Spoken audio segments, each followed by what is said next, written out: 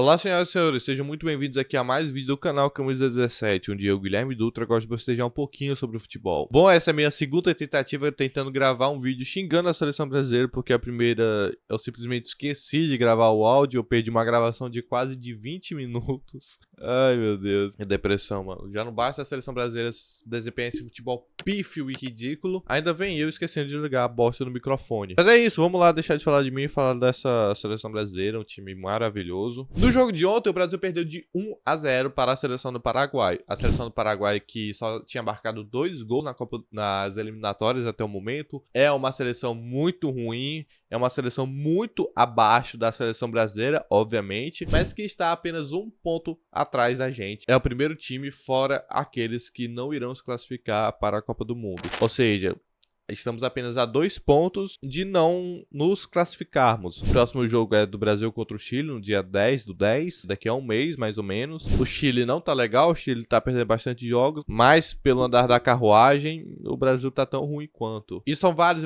fatores que levam para esse atual momento da seleção brasileira. Primeiro vamos falar do que é o cara mais fácil e óbvio de se culpar, o técnico, né? Dorival Júnior, ele realmente está muito mal a comando da equipe da seleção brasileira. Ele tá muito mal em todos os sentidos, ele não tem peito para criar suas próprias ideias, ele não tem peito para quebrar uma hierarquia, ele não tem peito para propor uma ideia de jogo mais inovadora, ele não tem peito para absolutamente nada. Mas vale ressaltar alguns pontos aqui. Primeiro, quando a CBF ela decide tirar o Tite da Copa do Mundo, depois da Copa do Mundo 2022, até porque era um ciclo de 6 anos, um ciclo que teve seus momentos, mas não conseguiu ser vitorioso. Quando você decide tirar o melhor técnico brasileiro da atualidade, você botar outro técnico brasileiro, pelo menos o que temos atualmente, beira o amadorismo. Porque qualquer técnico brasileiro fora o Tite é downgrade. Trazer o Diniz como interino foi downgrade, trazer agora o Dorival também foi downgrade, porque nenhum desses é bom treinador como o Tite é. O Tite ele tinha falhas, ele tinha problemas, ele era...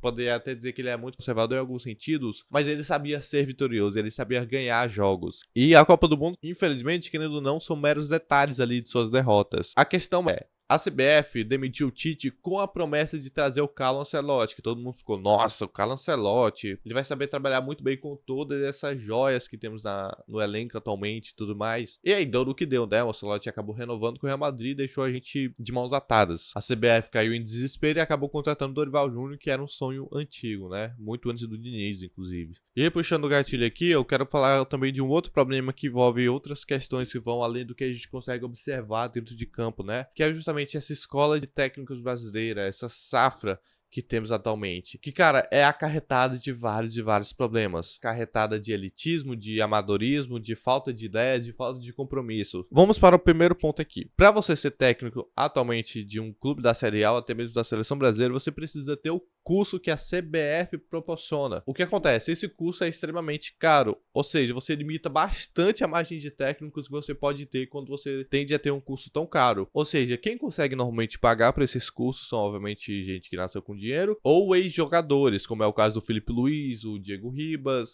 o Kaká e por aí vai. Alguns desses jogadores que nem sequer desempenham a função de técnico, são só caras que foram fazer o curso à toa. E esse é um grave problema, porque como eu falei, limita bastante a margem de técnico que você pode ter, porque elitiza muito essa profissão e acaba tirando todo aquele ideal que a seleção brasileira tinha de ser o time do povo, de ser um time que joga despojado dentro de campo. Como é que você consegue ser isso se os seus técnicos têm que pagar uma barbaridade de dinheiro para ter o mínimo de visibilidade dentro do mercado? Quando se destrói todas essas ideias e se constrói um amadorismo gigante em volta disso, um amadorismo que resulta diretamente em como o time age dentro de campo, porque você elitiza a profissão de tal modo que as suas ideias de jogo se perdem no tempo, que seus ideais, que sua identidade já não existem mais, não prevalecem dentro de campo. E a CBF, junto à seleção brasileira e o elenco formado por eles, é justamente isso, um time sem ideias, um time sem identidade, um time que não tem um estilo de jogo próprio, um estilo de jogo para chamar de seu,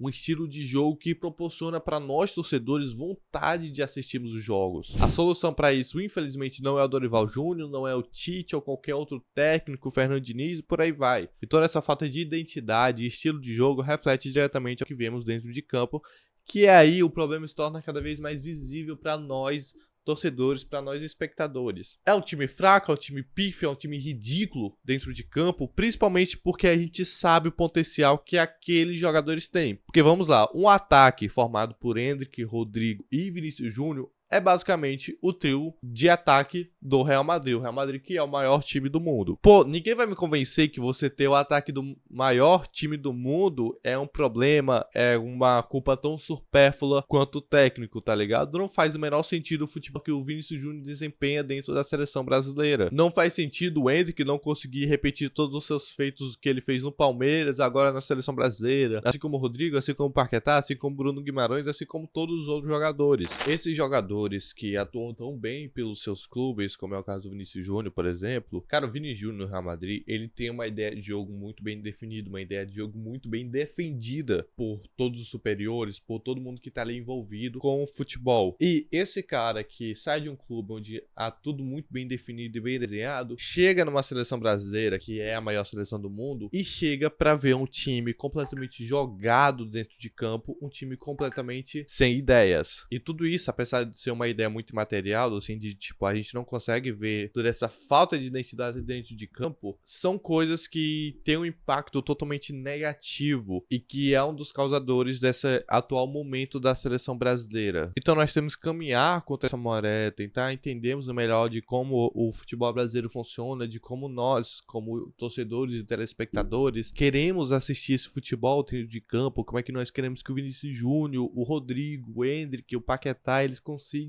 desempenhar o seu melhor futebol dentro de campo. E a partir desse ponto a gente pode puxar vários outros pontos de vista, né, como a elitização do futebol, da falta de acesso, e tudo isso está amplamente ligado a justamente essa falta ou até mesmo perca de identidade da seleção brasileira. A solução para isso eu acredito que é difícil, porque é algo que deve ser feito a longo prazo, e o que eu enxergo é que é algo que é totalmente negligenciado por todos aqueles que comandam a CBF. É uma situação bem triste, uma situação muito decadente da seleção brasileira, porque eu, com meus pouquíssimos 20 anos, nunca vi um time do Brasil tão fraco e horrendo como esse agora do Brasil. E o que me incomoda é porque eu tenho certeza absoluta que esse atual elenco do Brasil é o melhor elenco dos últimos 15 anos, acho que dá pra dizer assim, né? É o elenco mais completo. Muitos puxam a falta do Neymar também como um dos problemas, o que eu já acho um pouco supérfluo. Você pode ver mais sobre isso no vídeo que eu fiz sobre o Neymar e tudo mais. Mas é de fato, né? Se com ele já tava ruim, sem ele